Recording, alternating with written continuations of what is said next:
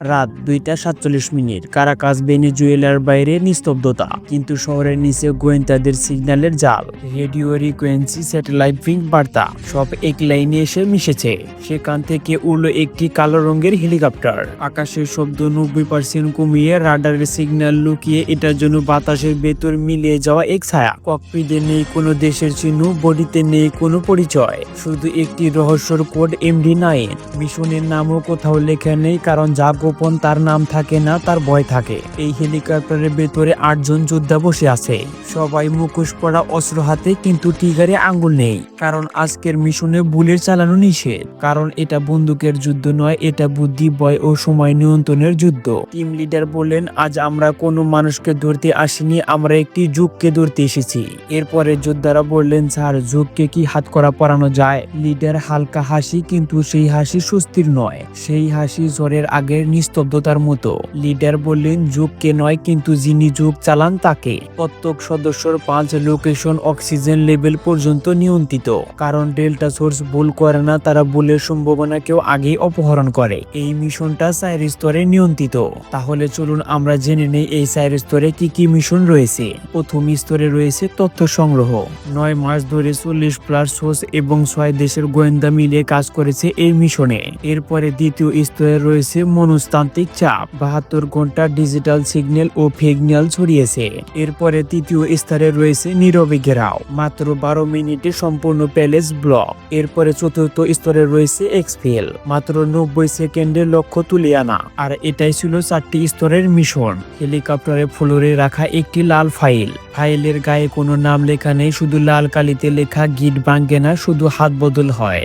এরপরে দৃশ্য কাট, প্রেসিডেন্সির প্যানেলে সবকিছু সাদা, মেঝে চকচকে, টাইস, সোফা, টেবিল, দেওয়াল, সিঁড়ি সব নিখুঁত। কিন্তু এই সাদার ভিতরে লুকিয়ে আছে অন্ধকার সিদ্ধান্তের দাগ, যা দেখা যায় না কিন্তু অনুভব করা যায়। বিদ্যুৎ গেল 1 সেকেন্ড, 2 সেকেন্ড, 3 সেকেন্ড, পুরো প্যালেস অন্ধকারে ডুবে গেল। এটা কোনো দুর্ঘটনা, এটা সংকেত। অন্ধকারে 6 জন প্রবেশ করলো, বুটের শব্দ নেই, শ্বাসের শব্দ নেই, তাদের ছায়াও যেন আলোয় নিয়ম মানে না। দেয়ালে লাল আলো বেশি উঠল 3 সেকেন্ডের জন্য, ডিলেট এক্স। তারপরে আবার ব্যাকগ্রাউন্ড, ব্যাটু টিম ছাদ থেকে দড়ি দিয়ে নামছে, দড়ির দুলনীয় যেন হিসেব করা 4 ডিগ্রি কোণে 2.7 সেকেন্ড টাইমিং। অন্যদিকে চার্লি টিম বাইরে এক্সফিল পয়েন্ট ব্লক করেছে, রাস্তা, সিগন্যাল, এমনকি ব্যবস্থা গুজবের পথও স্থির করে দিয়েছে।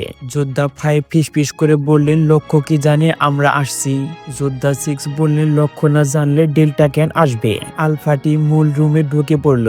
সেখানে দাঁড়িয়ে আছে সেই ব্যক্তি, 2 হাত উঁচু করে, বুকে পতাকার ব্যান্ড, চোখে রহস্যময় হাসি। তার চোখে ভয় নেই, আছে শুধু অদ্ভুত আত্মবিশ্বাস, যেন সে জানতো আজ রাত শুধু তার নয়। এরপরে লিডার এগিয়ে আসলেন এবং বললেন, খেলা শেষ প্রেসিডেন্ট। এরপরে প্রেসিডেন্ট মাথা কাত করলো, তারপরে হাসি আরো গভীর হলো। খেলা শেষ নাকি খেলোয়াড় বদল? যে খেলা জাতির ভাগ্য নিয়ে হয়, সে খেলা শেষ হয় না, শুধু নিয়ন্ত্রণের চেয়ার বদলায়। টার্গেটের হাসি মিলিয়ে গেল, কিন্তু কোনো শব্দ হলো না, মিলিয়ে গেল উপলব্ধিতে। যোদ্ধা 3 লক্ষকে ধরল, জোরে নয়, নিখুঁতভাবে। কারণ এটা আটক নয়, এটা মালিকানা বদলের মুহূর্ত। এরপরে 90 সেকেন্ডের মধ্যে তাকে হেলিকপ্টারে তোলা হলো। কেউ বাইরে বুঝতে পারলো না, কারণ যখন নীরবতা কথা বলে তখন কান কাজে লাগে না, মন লাগে। এরপরে হেলিকপ্টার উড়ল কারাকাসের আকাশও তখনও জানে না, কিন্তু মেঘ জানে, কারণ মেঘই গোপন ইতিহাসের প্রথম দর্শক। এক্সফিলের পর প্যালেসের ফ্লোরে পড়ে আছে একটি কয়েন। কয়েনের এক পাশে ভেনেজুয়েলার মানচিত্র, অন্য পাশে ডেল্টার প্রতীক। কিন্তু প্রতীকও ঝাপসা, যেন ইচ্ছে করেই অসম্পূর্ণ রাখা। কারণ ডেল্টার পরিচয় সম্পন্ন দেখানো মানে মিশন অসম্পূর্ণ থেকে যাওয়া। পরের দিন বিশ্বজুড়ে ছড়ালো খবর, ডেল্টা সোর্স 3 ঘন্টা এক মিশন সম্পন্ন করেছে, যেখানে যুদ্ধ ছিল কৌশলে, বিষ পড়েছিল মস্তিষ্কে, আর জয় ছিল নীরবতায়। কিন্তু কেউ পড়েনি সেই লাল ফাইলের শেষ লেখা। সেখানে লেখা ছিল, রহস্য শেষ হয়নি, শুধু হাত বদল হয়েছে। তো আজকের ভিডিও এ পর্যন্তই। এরকম আরো রহস্যময় ভিডিওর জন্য ভিডিওতে একটা লাইক করে চ্যানেলটাকে সাবস্ক্রাইব করে দিন।